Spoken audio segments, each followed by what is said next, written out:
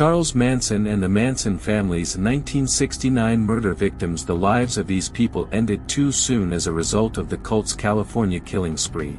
Thought this story interested you? Come with me.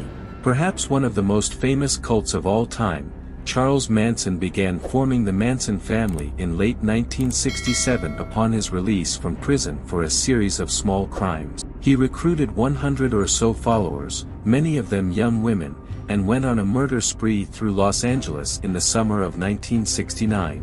Manson was the mastermind behind the murders. He had members of the family actually carry them out. While pregnant actress Sharon Tate was the most well-known of Manson's victims, she was hardly the only one. Here's a look back at the many lives the Manson family claimed. Stephen Parent. 18-year-old Stephen Parent was the first of Manson's victims. He was leaving Tate and Polanski's house when he was met by Charles "Tex" Watson, who shot him to death. Gary Hinman. The Manson family murdered musician Gary Hinman in his Topanga Canyon home in late July 1969. Hinman was a friend of the Mansons, but he was tortured for 2 days before being stabbed to death while the family was trying to get him to officially join them and turn over his assets. The phrase, "political piggy," was scrawled on his wall at the murder scene. Sharon Tate. Perhaps the most famous of Manson's victims, 26-year-old actress Sharon Tate was found brutally murdered on August 9, 1969, in the home she shared with her husband, director Roman Polanski, 10050 Cielo Drive. Tate was 9 months pregnant, and the crime scene was a brutal one. A rope was around her neck, one of her breasts was cut off and there was an X slashed on her stomach. Abigail Folger. Also a victim of the August 9th murders, Folger's coffee heiress Abigail Folger was visiting Tate and Polanski's home with her boyfriend, Wojtek Frykowski, who was a friend of Polanski's. She was reportedly stabbed 28 times. Wojtek Frykowski.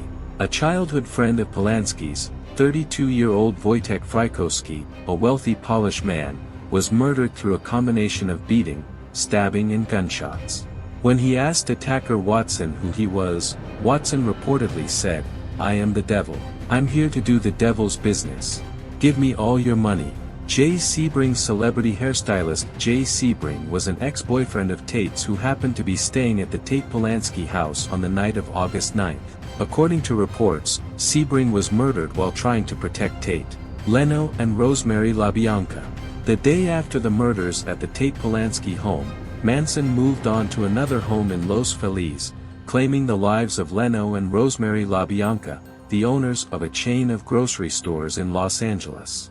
Manson tied the couple up, and his family took care of the rest, stabbing them to death and writing "Death to Pigs" in blood on the refrigerator. Donald "Shorty" Shea. While not much is known about the murder of aspiring actor Donald "Shorty" Shea, it is thought that the Manson family went after him because they suspected he was a police informant. His body was found 8 years later.